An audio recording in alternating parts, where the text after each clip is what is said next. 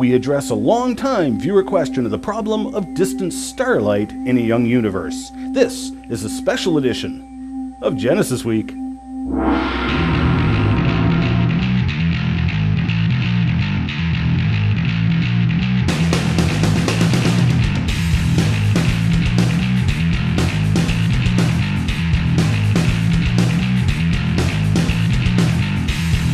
And welcome to this episode of Genesis Week, the weekly program of creationary commentary on news, views, and events pertaining to the Origins controversy, made possible by you, the supporters of CORE Ottawa, Citizens for Origins Research and Education, and carried right across Canada on the Miracle Channel Network, right across the US on the Walk Television Network, right around the globe via satellite, and of course on the Christianima Network on YouTube. Excellence in pirate broadcasting. We believe God gave you an intelligently designed brain because He wants you to use it.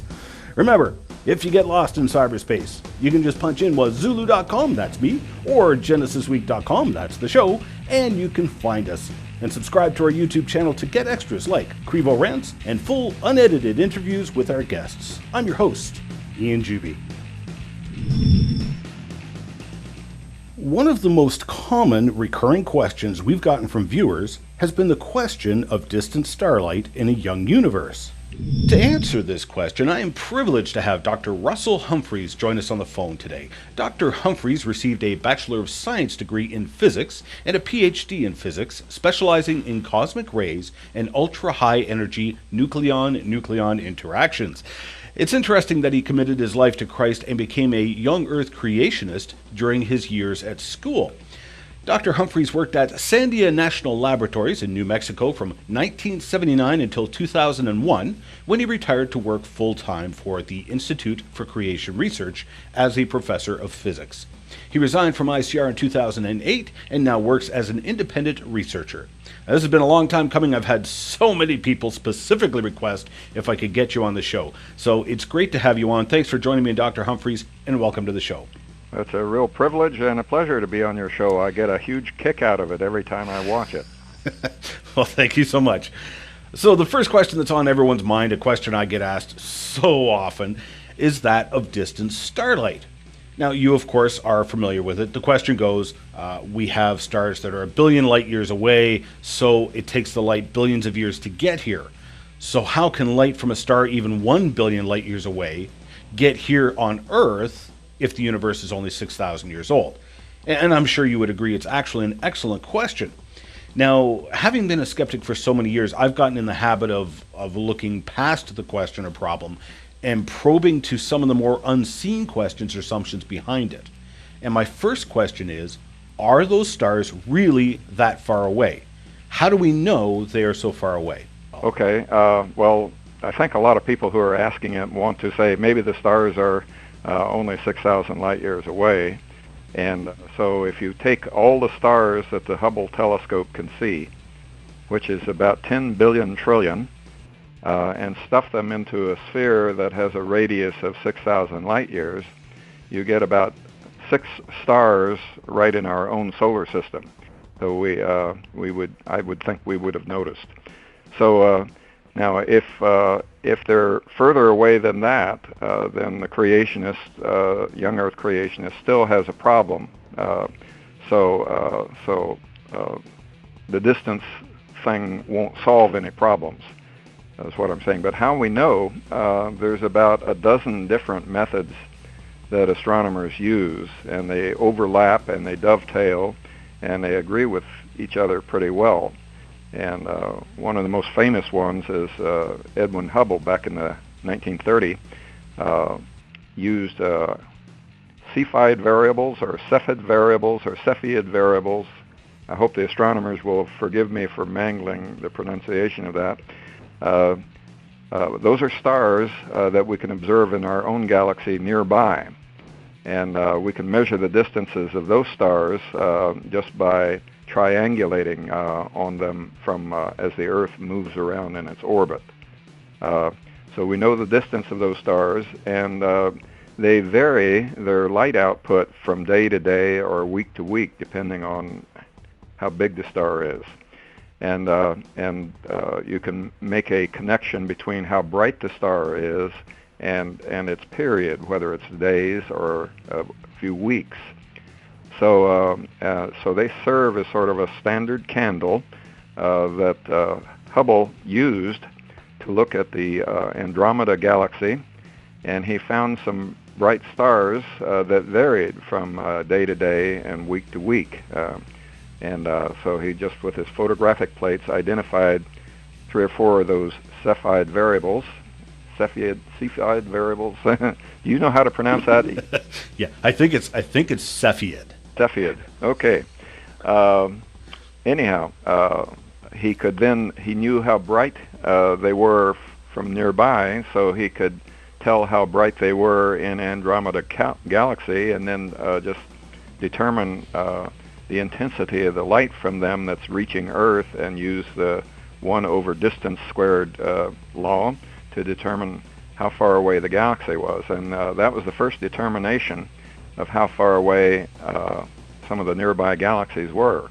They didn't know whether they were outside of our own galaxy and just small clouds of gas, or they were really far away. So Cepheid variables is Cepheid variables, and another one is type 1A supernova, a particular type of supernova with a certain type of spectrum.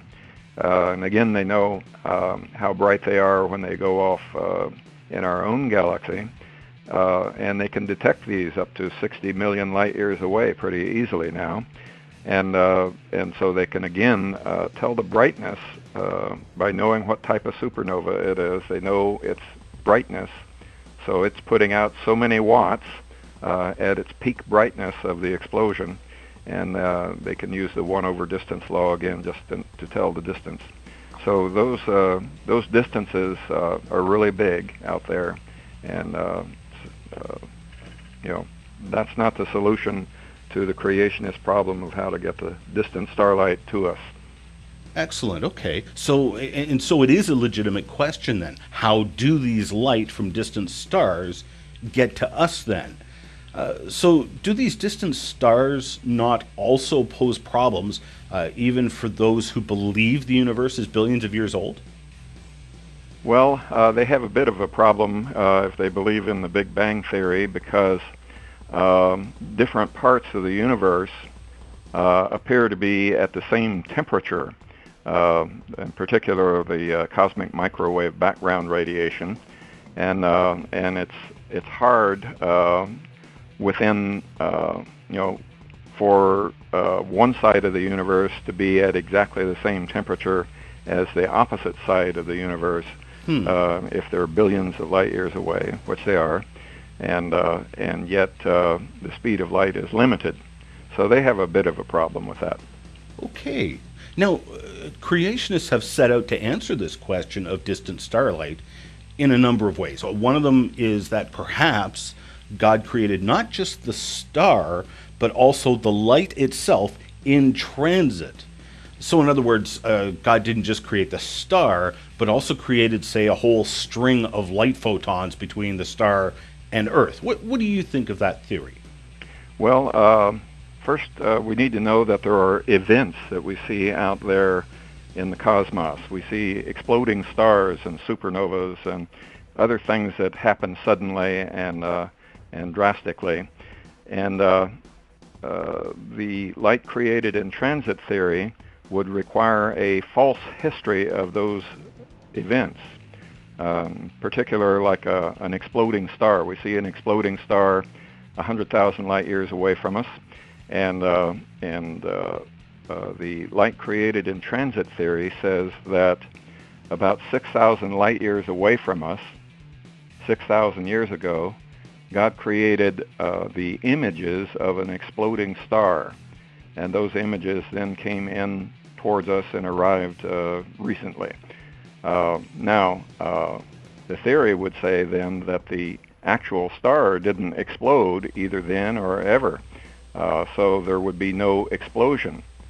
So we would be seeing a picture of an event that never happened, and so we would have a false history in the sky. And that deeply bothers me because it says in Psalm 19, uh, the heavens declare the glory of God, and the firmament shows forth his handiwork. Now, if the heavens are declaring things that didn't happen, what does that say about God's glory? I think it's a bad thing to say, but I know some very fine creationists who aren't at all bothered by that. And they say it's fine with them if God creates a false history. So it's a philosophical question, more or less. But a lot of creationists I knew back in the 80s, mid 80s, weren't very happy with that thing. So that set me on the trail of looking for a better answer. Now, another problem with the theory is that it doesn't explain other things that we see, major features of the cosmos, such as the increase of redshift of light from distant galaxies as they get further and further away from us, or the cosmic microwave background radiation, why it's so uniform and what causes it. And then the third thing, there's no real scripture that says that particular thing happened.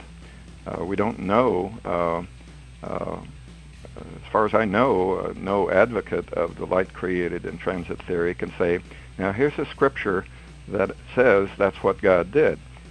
He can't do that. So there's just no scriptural basis for it either. So that's the problem with that theory. But I do want to emphasize that if a person is happy with that theory, they can just stop, not investigate my theory or any of the other creationist theories on cosmos, but just be happy. That's fine. An excellent response. I like that. Now, what about the possibility that perhaps the speed of light has changed over time? In other words, the speed of light was many magnitudes faster in the past than it is now. Thus, the light actually got here really, really fast in the past, and now the speed of light has slowed down dramatically. And so a light year would have been far shorter in the past than now. How do you respond to that proposition? Well, first I'd say probably by that, what you're getting at, a light year would have been far longer. It's a distance, and you're saying that a light year would be a great distance rather than... yes. Yes, I said that backwards. You're correct, yes. So now, first, there's no data showing it. Barry Setterfield, who introduced that theory back in the mid-'80s, thought he had some several century-year-old data that pointed to a decrease in the speed of light still going on. But as the physical scientists in the creationist movement started looking at the data, it evaporated. When you actually analyze the data properly, there's no trend between 300 years ago and now. It's flat, no change. So no data. Now the second is something that might be a little hard to understand. The speed of light looks like it affects the rates of all physical processes, including gravity and including radioactivity and atomic clocks and watches and how fast you digest your meal and so on and so forth. So the speed of light affects the rates of all physical processes. If you speed up light's speed, then those physical processes will speed up with it in lockstep. As far as I can tell from all the physics data that I know, that's what would happen. So if you speed up light and you speed up, say, the rotation of the Earth around the sun 1 year, you would have a shorter year and you would have faster light, but the product of how far light would go in 1 year would remain the same distance, same number of kilometers. Right. You with me on that? If you drive faster, but at the same time your clock ticks faster, then your speed stays the same. I follow you there. In other words, if the speed of light changes, everything changes, and as far as we can tell, we can't detect the change. Our clocks change right along with the speed of light, and we can't measure a change in it. So that was a serious problem. I raised it to Barry Setterfield, and he came back with a theory that said, well, maybe some clocks don't get changed and others do, but he never really managed to make that theory work. So there's this theoretical problem as well as the experimental problem. Okay, we got to take a short break. Stick with us. We'll be right back. The Complete Creation video series is just that, an exhaustive look at the science, philosophy, and theology behind the creation-evolution debate. In this 12 DVD series, Ian Juby starts off with a 1-hour presentation for the children in God's little creation. He then follows up with almost 11 hours of lecturing for the adults as he walks you through the debate starting at its surprising history and examining the evidence from biology, geology, physics, paleontology, and archaeology. Chances are, any question you have about the creation-evolution debate is answered in this video series. With open captions for the hearing impaired, the series is both entertaining and educational. There are also free resources, such as question and answer and proctor sheets for homeschoolers. You can now get the entire set as an instant digital download or on DVD. Visit Ian's bookstore today.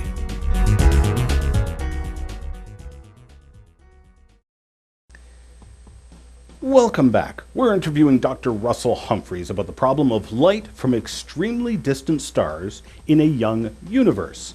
So we now get to the actual answer itself. Dr. Humphreys, you have built a fascinating model which would appear to answer the question of distant starlight. Now, I know this is really complicated, but I also know you're really good at explaining complicated subjects, so let's give it a shot. What's the foundation of your model, if we could perhaps start there? Well, if you remember back in Genesis chapter 1, God created an expanse in the middle of some waters. And the waters under that expanse later became the earth, and the expanse looks like it expanded billions of light years to be able to include all the stars and galaxies we now see. And then there were waters above that expanse. That biblical picture of things says then that the earth is, roughly near the center, at least on a cosmic scale of distances. The earth is roughly at the center of the universe. And that makes for some interesting situations regarding gravity and time. The bottom line of my theory is, in fact, I've got two theories, and both of them say this, that there would be a situation regarding gravity at the beginning of the world on the fourth day of creation as measured with ordinary clocks here, an ordinary day. There would be a way that events way out in the universe could be going on very fast compared to our clocks here. And basically, this is something called gravitational time dilation. And it doesn't depend on the force of gravity or weight. It depends on the energy of gravity. It takes a certain amount of energy to lift an object from Earth all the way to the far reaches of the universe and out beyond the farthest star. And the Big Bang Theory doesn't suffer from, I shouldn't say, doesn't have this advantage. The Big Bang Theory says that there is no empty space way out there, and there is no center, that all places are pretty much the same, and there is no unique center. And so the Big Bang Theory does not have gravitational time dilation. But a Bible-based universe that does have a center has a center of gravity, and near the center of gravity at a certain time would be very much slower. Time would tick slower on Earth than it would way out in the distant universe. So this gives a way for light to get to us in a hurry as measured by our clocks. And our clocks are the ones that matter, because those are the ones that God set up in Genesis 1 to mark off time, days and years and signs and seasons. rotation of the Earth, day and night, and so on. As measured by clocks on Earth, the universe would be very young, 6,000 years. But as measured by clocks way out there, you could get billions of years. And if you were way out there and you look back, could see what was happening on Earth on the fourth day of creation, it would look like things were dead stopped. No rotation, no orbiting. If you had been on Earth during that time and could have seen what was going on way out in the universe, it would look like a video in fast forward with things happening very fast. And if you could see it, the light zooming in towards us at faster than 186,000 miles per second as measured by clocks right here on Earth. So it would be an ordinary day as far as anyone could tell. You would eat 3 meals and feel like sleeping, but it would be a day in which an extraordinary thing would happen, and that is the light from distant galaxies would arrive on Earth. Very interesting. So there's an unexpected variable there, which many people wouldn't grasp right away, which ironically I just touched on this subject in the Christmas special, actually, and that variable is time. We tend not to think of time as a variable. At least I tried to argue that time was a variable with my boss when I was late getting to work and delayed the train, but he didn't buy that argument. But time itself is a variable in all of this equation. So how does that play into all of your model then? Well, it's the essence of my model. I'm saying that clocks don't tick at the same rate in different places at different times. That clocks do not tick at the same rate in different places in general. And that's an experimentally observed fact. People have this image in their head of clocks, of time ticking at the same rate throughout the universe. In all the clocks are nicely synchronized and everything ticks at the same rate. But the actual facts of physics don't allow that. We can measure differences in clock rates with differences in altitude with atomic clocks.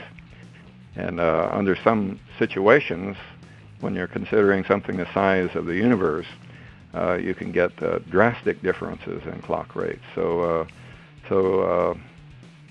it's a hard thing for people to get their heads around.